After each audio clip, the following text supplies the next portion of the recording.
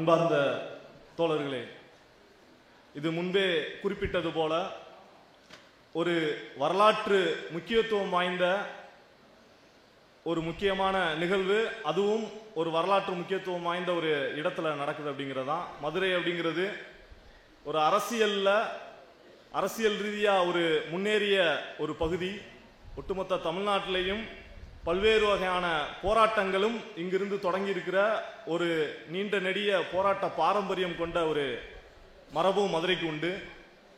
அப்படிப்பட்ட மதுரையில் அரசியல் முக்கியத்துவம் வாய்ந்த பல்வேறு நிகழ்வுகளும் தொடர்ந்து நடந்துகிட்டே இருக்கும். அந்த அடிப்படையில் இன்னைக்கு இந்த மாநாடும் அது முடிந்து நிர்வாகிகள் தேர்ந்தெடுக்கப்பட்ட இந்த கருத்தரங்கமும் ஒரு முக்கியத்துவம் வாய்ந்தது அப்படிங்கிறதான் நம்ம பார்க்குறோம். ஏன் அப்படின்னா, இன்னைக்கு மக்கள் அதிகாரம் அப்படிங்கிற அமைப்பினுடைய பெயரை இன்னைக்கு புதிதாக மக்கள் அதிகார கழகம் அப்படின்னு சொல்லிட்டு நம்ம இன்னைக்கு மாற்றி இருக்கிறோம். அதே மாதிரி புதிய கொள்கை அறிக்கையை இந்த மாநாட்டில் நிறைவேற்றியிருக்கோம். தோழர்கள் அனைவரும் சேர்ந்து அந்த மாநாட்டில் இந்த கொள்கை அறிக்கையை நிறைவேற்றியிருக்கிறோம். இப்போ இதையெல்லாம் ஏன் செய்ய வேண்டும் அப்படிங்கிற ஒரு முக்கியமான கேள்விதான் இந்த வரலாற்று முக்கியத்துவத்திற்கான விடை அப்படின்னு தான் நம்ம பார்க்க முடியும் அப்படிங்கிறது தான். அப்போ இன்னைக்கு பாசிச கும்பல் ஒரு மிக மூர்க்கமாக பல இடங்களிலும் பாசிசத்தை அரங்கேற்றி வரக்கூடிய ஒரு சூழ்நிலையை பார்த்துக்கிட்டு இருக்கிறோம். இன்னைக்கு மகாராஷ்டிராவில் கிட்டத்தட்ட ஒரு சத்ரபதி சிவாஜியோட அவரோட வாரிசுகளினுடைய பெயரை வைத்துக்கொண்டு இஸ்லாமியர்களுக்கு எதிராக, குறிப்பாக அவுரங்கசீப்பினுடைய பெயரை பயன்படுத்தி ஒரு மிகப்பெரிய வன்முறை கலவரத்தை மகாராஷ்டிராவில் நாக்பூரில் பல இடங்களிலும் நடத்தி இருக்கிறார்கள். இதை பல ஆங்கில மீடியாக்கள்லையும் பல இடங்கள்ல என்ன சொல்றாங்க அப்படின்னா, மோடிக்கு ஒரு குஜராத்னா தேவேந்திர பட்னாவிஸ்க்கு ஒரு மகாராஷ்டிரா கிடைச்சிருக்கு அப்படின்னு பதிவு பண்றாங்க. இப்போ அந்த அளவில் ஒரு மதவெறியையும் மக்கள் மீதான ஒடுக்குமுறையையும் இன்னைக்கு தீவிரப்படுத்திக் கொண்டிருக்கிறார்கள் அப்படிங்கிறதையும் நம்ம பார்க்கிறோம். அதே மகாராஷ்டிரா தான் எதற்கு பேர் போனது அப்படின்னா, அதானி நேரடியாக களத்தில் இறங்கி கட்சிகளை சின்ன பின்னமாக உடைத்து இன்னைக்கு ஒரு எதிர்கட்சிகள் என்ற பேருக்கு கூட இருக்கக்கூடாதுங்கிற ஒரு வன்மத்தை செய்கிற வேலையையும் நேரடியாக பார்க்குறோம். அதாவது ஆர்எஸ்எஸ் பிஜேபியோட நேரடியாக அதானி இன்னைக்கு இணைந்து எதிர்கட்சிகள் எல்லாத்தையும் உடைக்கிற வேலையையும் செய்கிற ஒரு இடமாவும் அந்த இடம் இருக்கு. ஏன் இதை குறிப்பிட்டு முக்கியமாக பேச வேண்டியது இருக்கு அப்படின்னா, இன்னைக்கு மகாராஷ்டிராவில் என்ன நடந்து கொண்டிருக்கிறதோ அது இன்னைக்கு சிறிய அளவில் இன்னைக்கு திருப்பரங்குன்றத்தில் நம்ம மதுரையில் இங்கே பக்கத்தில் நடந்துகிட்டு இருக்கு. எல்லாம் கிட்டத்தட்ட ஒரே மாதிரி இருக்கு. ஒரு மகாராஷ்டிரா வரும்போது நம்மளுக்கு பெருசா தெரியுது, ஆனா திருப்பரங்குன்றம் இப்போ சின்னதா அவன் கிளப்பிக்கிட்டு இருக்கிறான் அப்படிங்கிறது தான். அப்ப அதை பெரிதுபடுத்துவதற்கான வேலையை தொடர்ந்து செய்கிறார்கள் அப்படிங்கிறத நம்ம பார்க்கிறோம். இப்போ மகாராஷ்டிராவில் என்ன நடந்தது, குறிப்பாக நேரடியாக அரசு என்ன சொல்லுது, அரசு நிர்வாகம் நாக்பூர் கலவரத்திற்கு என்ன பதில் சொல்கிறது? நாக்பூர் கலவரத்தில் ஈடுபட்டவர்கள் முஸ்லீம்கள் தான் கோஷம் போட்டாங்க, முஸ்லீம்கள் தான் கலவரம் பண்றதுக்கு காரணமா இருந்தாங்க அப்படின்னு சொல்லிட்டு நேரடியாவே மாநிலத்தின் முதல்வர் பேசுறாரு. அரசு நிர்வாகம் என்ன பேசுது அப்படின்னா, இங்க பெரும்பான்மையான மக்கள் அவுரங்கசீப்பினுடைய கல்லறையை இடிக்கணும்னு சொல்றாங்க, அதனால இடிச்சுதான் ஆகணும் அப்படின்னு சொல்லிட்டு அரசு நிர்வாகம் தரப்பு, குறிப்பா தேவேந்திர பட்னாவிஸ் அறிவிக்கிறாரு. இங்க நீங்க ஆர்டிஓ கண்ணன் எடுத்துக்கங்க. திருப்பரங்குன்ற விவகாரத்துல ஆர்டிஓ கண்ணன் எந்த ஒரு ஆதாரமும் இல்லாம உத்தரவு போட்டிருக்கிறாரு, மேல ஆடு கோழி போய் பலியிடுறதுக்கு தடை அப்படின்னு. அதுக்கு முன்னாடி அந்த உத்தரவு அப்படிங்கிற ஒண்ணு இல்லவே இல்லை. மக்கள் சாதாரணமா போயிட்டு வந்துட்டு இருந்தாங்க அப்படிங்கிறதான் யதார்த்தம். ஆடு கோழிலாம் சிக்கந்தர் தர்கால போய் பலி கொடுத்துக்கிட்டு தான் இருந்தாங்க, சமைச்சு சாப்பிட்டு வந்துக்கிட்டு தான் இருந்தாங்க. ஆனா அந்த ஆர்டிஓ கண்ணனினுடைய வாக்குமூலம், இன்னைக்கு ஆர்எஸ்எஸ் பிஜேபியினுடைய செயல்பாடு இன்னைக்கு மகாராஷ்டிராலையும் சரி இங்கேயும் சரி எப்படி ஒரே மாதிரி இருக்கு அப்படிங்கிறதுக்கு இது ஒரு நல்ல உதாரணம் அப்படிங்கிறதான். நேரடியாக அரசு அதிகாரிகளினுடைய கட்டுப்பாட்டை வச்சுக்கிட்டு நேரடியாக இது மாதிரியான மதவெறியையும் மக்கள் மீதான அடக்குமுறையும் கட்டவிழ்த்து விடுவதற்கான வேலையை அரங்கேற்றுகிறார்கள். அப்ப இப்படிப்பட்ட சூழலில் ஒரு வரலாற்று முக்கியத்துவம் வாய்ந்த ஒரு சூழல்ல நம்ம இருக்கிறோம் அப்படிங்கிறதான். பல்வேறு வகையான நெருக்கடிகளையும் அடக்குமுறைகளையும் நம் நாடு சந்தித்துக் கொண்டிருக்கிறது. குறிப்பாக இன்னைக்கு வக்பு திருத்த சட்டத்துக்கு எதிராக பெரும்பான்மையான இஸ்லாமியர்கள் அனைவரும் வந்து இன்னைக்கு களத்தில் இறங்கி போராடிக்கிட்டு இருக்காங்க. பல்வேறு ஜனநாயக சக்திகளும் அவர்களோட நின்று போராடிக்கிட்டு இருக்கிறாங்க. அப்ப நாளைக்கு போராடுபவர்களின் வீடுகளை இன்னைக்கே இடிக்கிற வேலையை இன்னைக்கு தொடர்ச்சியா செஞ்சுக்கிட்டு இருக்கான். மகாராஷ்டிரால நாக்பூர் கலவரத்தில் அதான் நடக்குது. போராடிய தலைவர்களினுடைய வீடுகளை இடிக்கிறான். மதவெறிக்கு எதிராக போராடின தலைவர்களினுடைய வீடுகளை இடிப்பது, மாணவர்களை, சாதாரண சின்ன சின்ன பசங்களை எல்லாம் கொண்டு போய் சிறையில் அடைப்பது, இதெல்லாம் செய்யறான். இதே போன்ற ஒரு வேலையைத்தான் அடுத்தடுத்து எல்லா இடங்களையும் அரங்கேற்றுவான் அப்படிங்கிறதுக்கு தான் நம்ம இன்னைக்கு பார்க்கிறோம். அதுக்கு ஒரு நல்ல உதாரணம், நேற்று அம்பேத்கர் சிலைக்கு வந்து இங்க மதுரையில் மாலை போட போன இடத்துல ஒட்டுமொத்த பிஜேபி கும்பலும், குறிப்பாக சனாதனம் வீழ்த்தப்பட வேண்டும் என அம்பேத்கர் சொன்னாரு. ஆனா இவன் சனாதனம் வாழ்கன்னு அங்க போய் முழக்கம் போட்டுக்கிட்டு இன்னைக்கு அது ஒழிகன்னு சொல்லி அதுக்கு எதிராக வந்து போராடின தோழர்களுக்கு எதிராக வந்து அவன் கோஷம் போறாங்க. போய் நின்றுட்டு பாரத் மாதா கி ஜெயின்றான், ஜெய் ஸ்ரீராம்ங்கிறான். இதெல்லாம் நம்ம எங்க பார்த்தோம்? வட மாநிலங்களில் நடக்குதுன்னு பார்த்தோம். ஆனா இன்னைக்கு கண் முன்னாடி மதுரையில் இன்னைக்கு தமிழ்நாடு முழுவதும் அம்பேத்கர் சிலைக்கு மாலை போடுற இடத்துல எல்லாம் பல இடங்கள்ல இந்த வேலையை செஞ்சிருக்கிறான். அப்ப நம்ம என்ன செய்ய போறோம்? நம்மை நோக்கியும் மிக நெருக்கமாக வந்து கொண்டிருக்கிறார்கள் இந்த பாசிஸ்டுகள் அப்படிங்கிறதா நம்ம முன்னாடி உள்ள மிக முக்கியமான விஷயமா இருக்கு. அப்ப இதை எதிர்த்து முறியடிக்க வேண்டிய ஒரு வரலாற்று கடமையை தான் நம் தோளில் சுமத்தப்பட்டிருக்கிறது தோழர்களே. நம் அனைவரின் தோளிலும் இது சுமத்தப்பட்டிருக்கிறது அப்படிங்கிறதா. அந்த அடிப்படையில் தான் இதோட குறிப்பா மக்கள் அதிகார கழகத்தினுடைய கொள்கையை வந்து பரந்துபட்ட மக்கள் அதிகார கழகத்திற்குள் வருவது போலையும், உண்மையில் பாசிசத்தை வீழ்த்துவதற்கான ஒரு செயல் திட்டத்தை முன்வைப்பது அப்படிங்கிற அடிப்படையிலையும் இந்த கொள்கை அறிக்கையை முன்வைத்திருக்கிறோம். அது மட்டும் இல்ல, இன்னைக்கு நாம் செய்த போராட்டங்கள், குறிப்பாக 2022 நாம் இதற்கு முன்னாடி வந்து ஒரு மாநில மாநாடு நடத்தினோம். ஆனா 4 வருஷத்துக்கு ஒரு தடவை தான் நம்ம மாநில மாநாடு நடத்தி நிர்வாகிகள் தேர்ந்தெடுப்போம். ஆனா இப்ப 3 வருடத்திலேயே நாம் மக்கள் அதிகார கழகம் என்ற இந்த பெயரை மாற்றியும், அதே மாதிரி வந்து கொள்கை அறிக்கையை நாம் மிக எப்படி மக்கள்கிட்ட எளிமையா போறது அப்படிங்கிற அடிப்படையிலையும் நம்ம முன் வச்சிருக்கிறோம். பெரும்பான்மையான மக்களை பாசிசத்துக்கு எதிராக வரணும் அப்படிங்கிற அடிப்படையில் முன் வச்சிருக்கிறோம். அப்ப இந்த கொள்கை அறிக்கை முன்வைத்ததும் இந்த மாநாடு நடத்தியது அப்படிங்கிறதும், இதற்கு பின்னால் நம்மளுடைய போராட்டங்கள், குறிப்பாக ஒவ்வொரு தமிழ்நாட்டில் நடக்கக்கூடிய பல்வேறு போராட்டங்களிலும் நாம் முக்கியமாக முன்னின்றிருக்கிறோம் அப்படிங்கிற ஒரு விஷயம் இருக்கு. அதே நேரத்தில் புதிய இளைஞர்கள் நமது அமைப்பை நோக்கி வருகை தந்து கொண்டிருக்கிறார்கள். புதிய பொறுப்புகளுக்கு வந்திருக்கிறார்கள். இன்னைக்கு நிர்வாகிகளாக வந்துட்டு இருக்கக்கூடிய இளம் தோழர்கள் வந்து இன்னைக்கு மாநில பொறுப்புகளையும் மாவட்ட பொறுப்புகளையும் இளம் தோழர்கள் அர்ப்பணிப்பா வந்து முன்னாடி வந்து நிற்கிறாங்க. இதெல்லாம் நம்ம கண்கூட வந்து பார்க்கிறோம்.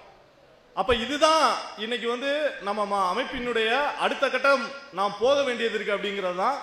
அப்ப முதலில் 2022 காவி கார்ப்பரேட் பாசிசத்தை வீழ்த்த வேண்டும் அப்படிங்கிற, முறியடிக்க வேண்டும் அப்படிங்கிற முழக்கத்தை முன்வைத்து தான் நம்மளோட கொள்கை அறிக்கையை முன்வைத்து நாம் பல்வேறு வேலைகளையும் தொடங்க ஆரம்பிச்சோம். அப்ப அந்த கொள்கை அறிக்கையில் நாம் சொன்னது முக்கியமாக ஆர்எஸ்எஸ், பிஜேபி, அம்பானி, அதானி பாசிசத்தை வீழ்த்த வேண்டும், முறியடிக்க வேண்டும் அப்படிங்கிற அடிப்படையில் நம்ம அதை செழுமைப்படுத்தி முன் வச்சோம். அதற்காக சென்னையில் வந்து ஒரு பெரிய மாநாடு நடத்தினோம். அதுல பல்வேறு ஜனநாயக சக்திகளையும் தலைவர்களையும் கூப்பிட்டு முதலில் நமது நாட்டின் எதிரி யார் அப்படிங்கிறத தீர்மானிச்சதுதான் முக்கியமான அந்த மாநாட்டினுடைய வெற்றியே. அதை வந்து சாதாரணமா பார்க்க முடியாது. ஒரு எதிரியை யார் என்று தீர்மானித்து அவனுக்கு எதிராக தொடர்ந்து வந்து வேலைகள் செய்வதுங்கிறது ரொம்ப முக்கியமானது. அப்படி இந்த நாட்டினுடைய மிக முக்கியமான எதிரிகள் ஆர்எஸ்எஸ், பிஜேபி, அம்பானி, அதானி இவர்களினுடைய பாசிசத்தை தான் இந்த நாட்டில் கொண்டு வருகிறார்கள் அப்படின்னு சொல்லிட்டு தெளிவாக எதிரியை சுட்டிக்காட்டினோம். அதுதான் அந்த மாநாட்டினுடைய வெற்றி.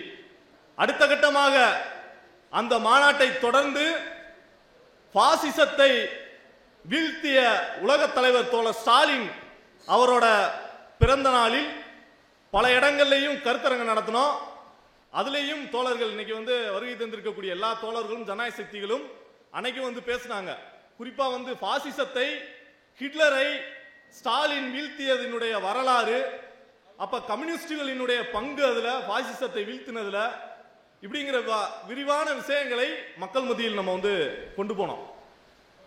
அப்ப அதனுடைய விளைவு என்ன அப்படின்னா, உண்மையில் பாசிசத்தை வீழ்த்துவதற்கு நாம் எப்படிப்பட்ட போராட்டங்களை கட்டமைக்க வேண்டும், அது தோழர் ஸ்டாலினிடம் இருந்து எப்படி நாம் கற்றுக்கொள்ள போகிறோம் அப்படிங்கிறத விரிவா நம்ம அந்த மாநாட்டில் அந்த கருத்தரங்கங்களில் தொடர்ச்சியா மக்கள் மத்தியில கொண்டு போனோம்.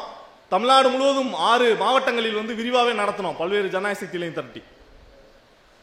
இதே போல அடுத்து வந்த நாடாளுமன்ற தேர்தலில் வேண்டாம் பிஜேபி, வேண்டும் ஜனநாயகம்,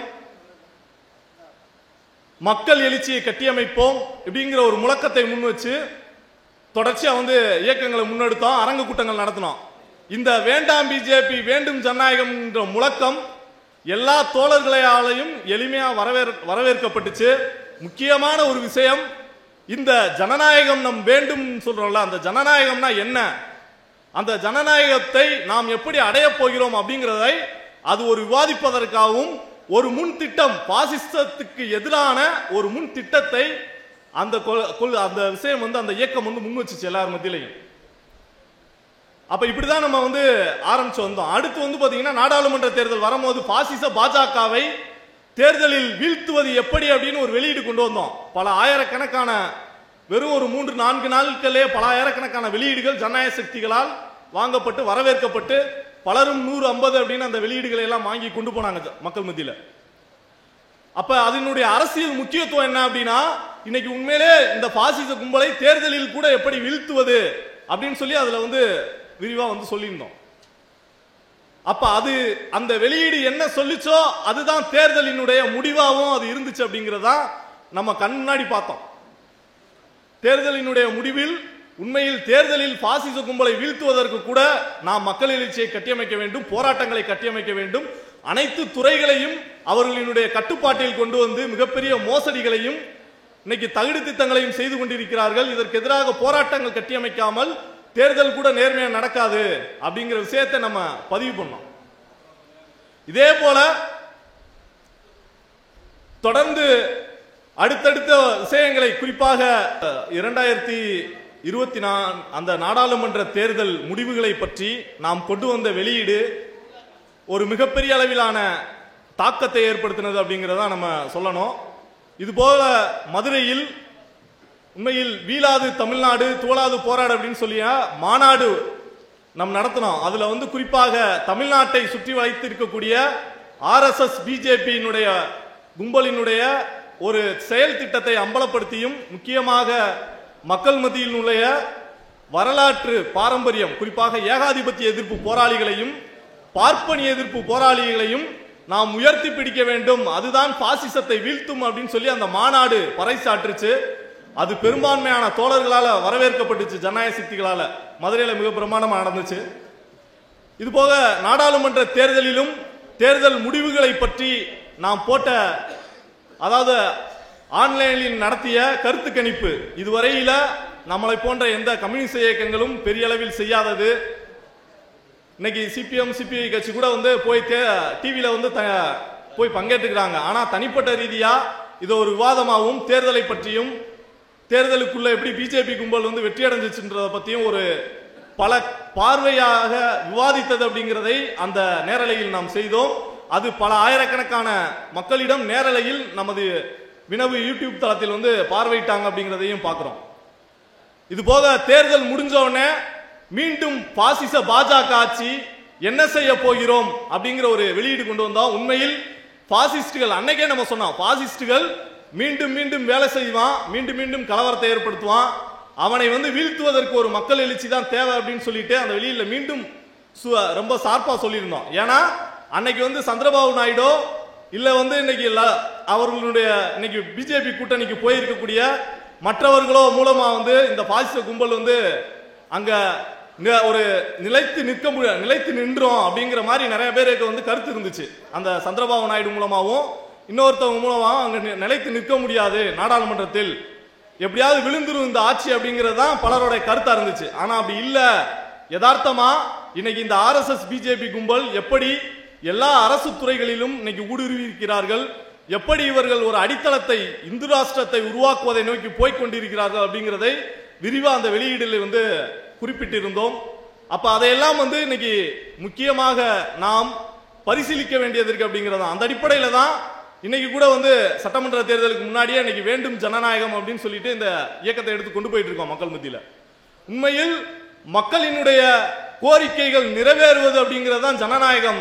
இன்னைக்கு ஜிஎஸ்டி ரத்து செய்யப்பட வேண்டும், புதிய கல்விக் கொள்கை ரத்து செய்யப்படணும், நீட் ரத்து செய்யப்பட வேண்டும், இப்படி இன்னும் பல்வேறு கோரிக்கைகள் இருக்கு. ஆதிக்க சாதி சங்கங்கள் தடை செய்யப்பட வேண்டும். இந்த கோரிக்கைகள் எல்லாம் இது போன்ற இன்னும் பல கோரிக்கைகள் இருக்கு. இது போன்ற மக்கள் கோரிக்கைகள் நிறைவேறுவது அப்படிங்கிறதான் ஜனநாயகத்தை நோக்கி முன்னேறுவதற்கான வழி, ஜனநாயகத்தை உண்மையிலே நிலைநாட்டுவதற்கான வழி அப்படின்னு சொல்லிட்டு நாம் தொடர்ந்து இந்த இயக்கத்தை எடுத்துட்டு போயிட்டு இருக்கிறோம். அப்ப இது போன்ற தொடர்ச்சியான இயக்கங்களின் மூலமாகவும் இதை தாண்டி இன்னும் பல்வேறு பிரச்சனைகள், பகுதி பிரச்சனைகள் நிறைய இடங்கள்ல வந்து நம்ம தலையிட்டு இருக்கிறோம். குறிப்பா இன்னைக்கு வந்து டங்ஸ்டன் எதிர்ப்பு போராட்டமா இருக்கட்டும், இதே மாதிரி திருவாரூர் பகுதிகளில் நகராட்சிக்கு எதிராக நடந்த, நகராட்சியில கிராமங்களை இணைப்பதற்கு எதிராக மக்கள் நடத்திய போராட்டங்களில் நாம் கலந்து கொண்டு வினையாற்றியதா இருக்கட்டும், இதே மாதிரி இன்னைக்கு தூத்துக்குடி திருநெல்வேலி பகுதியில் கழிவு மீன் ஆலைகளுக்கு எதிராக குறிப்பாக அந்த பகுதி மக்கள், பொட்டலூர்னி மக்கள் போராடுகிறார்கள், அவர்களுடன் நின்று இன்னைக்கு நாம் போராடியதா இருக்கட்டும். இப்படி பல்வேறு விஷயங்கள். விருதாச்சலத்தில் கூட ஒரு தாழ்த்தப்பட்ட மாணவி, ஒரு மனநலம் பாதிக்கப்பட்ட மாணவி, ஒரு மாணவனால் பாலியல் வன்முறை செய்யப்பட்டு போலீஸ் அவர்களுக்கு ஆதரவாக இருக்கும் போது அதில் தொடர்ச்சியாக உறுதியாக நின்று போராடியதா இருக்கட்டும். இப்படி தொடர்ந்து பல்வேறு போராட்டங்களை முன்னெடுத்து இன்னைக்கு தமிழ்நாட்டில் மக்கள் மத்தியில் ஒரு மிகப்பெரிய அளவில் இந்த இயக்கங்களை கொண்டு போயிட்டு இருக்கிறோம். இப்படி மக்கள் மத்தியிலையும் பல்வேறு விஷயங்களை வந்து இன்னைக்கு கட்டமைத்து எடுத்துக்கொண்டு போய் கொண்டிருக்கிறோம். அப்ப இந்த வரலாற்று முக்கியத்துவம் அப்படிங்கிறதுக்கான காரணம் இது என்ன அப்படின்னா, இன்னைக்கு பல்வேறு மக்களினுடைய போராட்டங்களிலும் சரி, மக்களினுடைய பகுதி பிரச்சனையிலும் சரி, இன்னும் அரசியல் முக்கியத்துவம் வாய்ந்த இடங்களிலும் சரி, நாம் ஒரு முன்னிலையில் நிற்கிறோம் அப்படிங்கிறது இன்னைக்கு மிக முக்கியமா வந்து எல்லோ ஜனநாயக சக்திகளும் அப்படி வரவேற்கிறாங்க. குறிப்பாக இங்க மதுரையில எடுத்துட்டு போன முருகனை மீட்போம் கருப்பனை காப்போம் சொல்லிட்டு திருப்பரங்குன்றம் விவகாரத்தில் பாசிச கும்பலுக்கு எதிராக தொடர்ச்சியாக எடுத்துட்டு போன இயக்கத்தை பத்தியும் தோழர்கள் வந்து பார்த்திருக்கிறாங்க. தொடர்ந்து நாம் அதில் வினையாற்றியதும் தோழர்கள் வந்து ஒவ்வொரு விஷயத்தையும் பார்த்திருக்கிறாங்க. இப்படி தொடர்ந்து வந்து மக்களினுடைய போராட்டங்களில் நாம் அவர்களுடன் நின்று அந்த போராட்டங்களை முன்னெடுத்து போவது அப்படிங்கிறது இன்னைக்கு மிக முக்கியமாக வரலாற்றில் மக்களினுடைய போராட்டங்களுக்கு தலைமை தாங்கக்கூடிய அளவுக்கு இன்னைக்கு ஜனநாயக சக்திகள் வளர்த்தெடுக்கப்பட வேண்டிய தேவை இருக்கிறது அப்படிங்கிறத வச்சுதான் முக்கியமாக கொண்டு போயிட்டு இருக்கிறோம். அந்த அடிப்படையில் இந்த விஷயங்களின் அடிப்படையில் தான் இந்த மாநாட்டில் நிர்வாகிகள், புதிய நிர்வாகிகள் தேர்ந்தெடுக்கப்பட்டிருக்கிறார்கள். அந்த அடிப்படையில் இந்த தோழர்கள் அனைவருக்கும் வந்து என்னோட வாழ்த்துக்களை தெரிவித்துக் கொண்டு என்னோட உரையை முடித்துக் கொள்கிறேன். நன்றி, வணக்கம்.